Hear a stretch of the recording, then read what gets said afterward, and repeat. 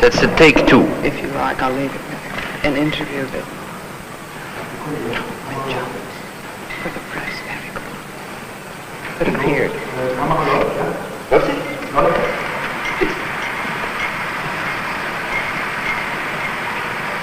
Much of the world, Bung Karno, believes that Indonesia is now very closely aligned with China.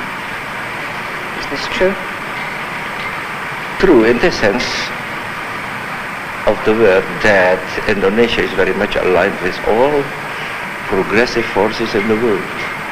Indonesia is very much aligned with the new emerging forces. It's not only with China, but with any country, any nation with progressive ideas, with progressive policy. But look here. When we made our Declaration of Independence, Proclamation of Independence in August 45, I said in my 17th of August speech last, that about that time also,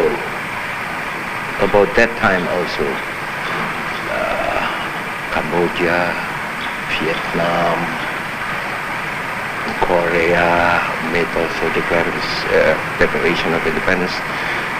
That's why I said in my speech that an axis, Jakarta, Phnom Penh, Hanoi, Peking, Pyongyang is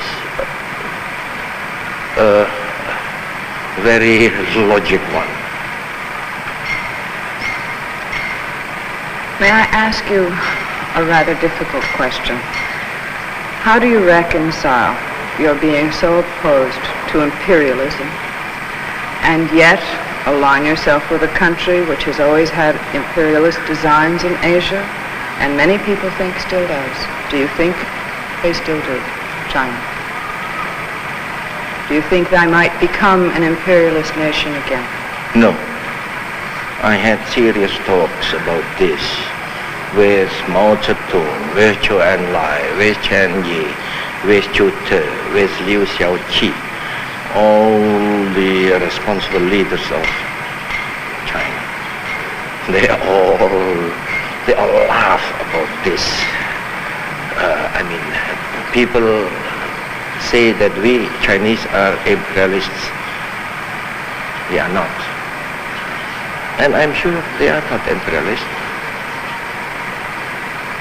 They are not imperialists. You know, a few years ago, we had here also a Chinese problem. And we have tackled this problem nicely. It was not because China was imperialist, or is imperialist, no. You know that if then Chen Yi came here, when we were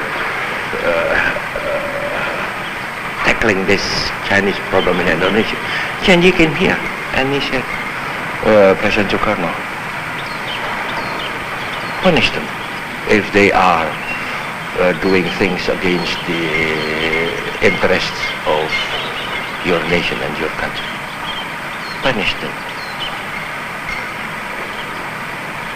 So this is a proof that anyhow that Chen Yi is not imperialist and that China is not imperialist. Do you think that this has any possibility of happening, that there might be a clash at some point between the interests of China and the interests of Indonesia? No. China is solving its own problems. We are solving our own problems. And so long as we don't intervene, subvert each other, then everything's all right. You have now friendly relations also with many Western countries, don't you? Yes, you know? yes. Which ones? No, with the Netherlands. No, with France. With Italy. Those are Western countries. Yes. Even we had very nice talks and relations with, for example, President de Gaulle is now sometimes very much opposed against your policy, I mean American policy. I'll go on to another, if I may. You have very fervently, in many of your speeches, prayed for world peace. Yet Indonesia is the only nation to have withdrawn from the United Nations. Coincidentally, this is the year of the 20th anniversary of Indonesia's independence, and also the 20th anniversary of the formation of the United Nations. Would you tell us if, perhaps, if you can, if this was an impulsive move? Impulsive, Miss Beryl? How can you speak about impulsive? It was already in 1960, that I made that speech to the United Nations in New York. And then in that speech I elaborated already about the urgent necessity to reorganize the United Nations, because the United Nations of today are not picturing the world constellation of today. The United Nations of today is just a picture of the constellation of the world in 1945. And after 45, so many changes have taken place. So many new Asian states have been established. So many new African states have been established. What would your suggestions be for the most important changes which you have suggested in the past for the changing or amending of the United Nations Charter's organization? In the first place, that the United Nations now are a real reflection of world life of today, not 45's constellation. Today, 60. I uttered it already in 60, but not 65, even more now. Is this regarding the Security Council? Security Council, United Nations Charter, etc., etc., etc., etc. Do you think that the Security Council should be different, and how? Don't put me into details. Right. Anyhow, do you understand that Security Council is not satisfactory to us? And that the whole organization of the United Nations also not satisfactory to us. Should it happen that there be any revisions in the United Nations Charter, is it at all possible that Indonesia may rejoin the United Nations? Yes, but not the contrary. Right. We shall never come back to the United Nations before a reorganization of the United Nations.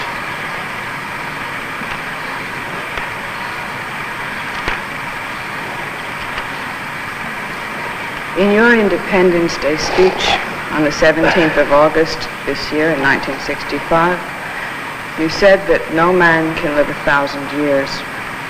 Indonesia and the name Sukarno are now synonymous. Can you tell us what you think and hope the future of Indonesia may be after Sukarno?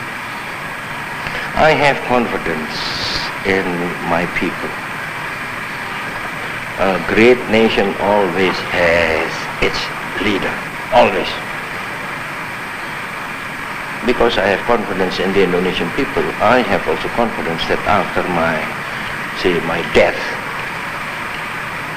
Indonesia still will have his leader. Take another example, Ms. Beryl. I don't compare myself with any prophet, but take Jesus.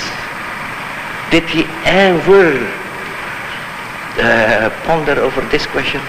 After my death, who will lead this Christian community?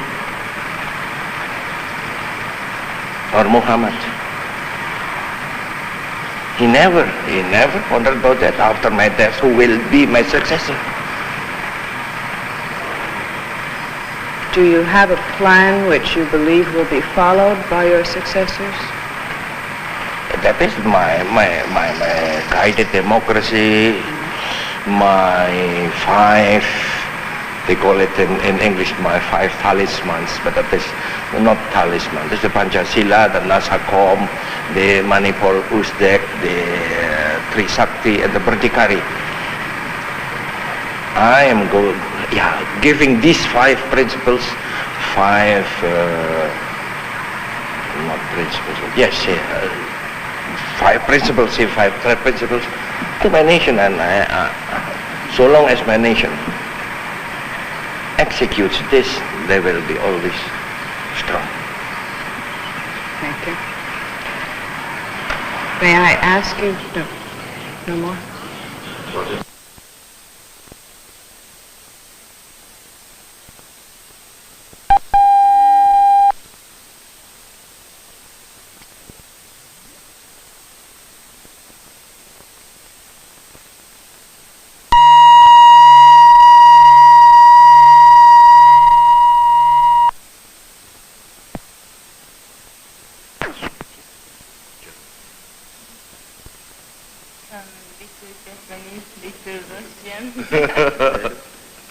Little Italian, since you obviously have read.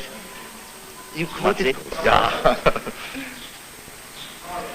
Herr Präsident, ich habe das Vergnügen, Ihnen nach der deutschen Ausgabe meines Buches nun auch noch die holländische zu überreichen.